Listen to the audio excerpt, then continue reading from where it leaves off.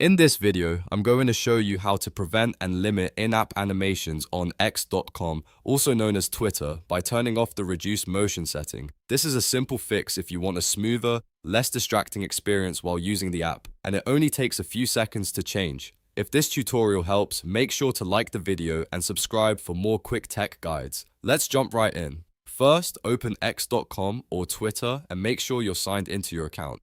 On the left side of the screen, click More in the navigation bar. This opens up the full menu with additional account and app options. From there, click Settings and Privacy. This is where you'll find all of the main account controls, privacy options, and accessibility settings for your profile. Next, click Accessibility, Display and Languages. This section is where X groups together options related to how the app looks and behaves, including display preferences and motion settings. Now, click Accessibility. Inside this menu, you'll see options that can help reduce visual effects and make the app easier to use.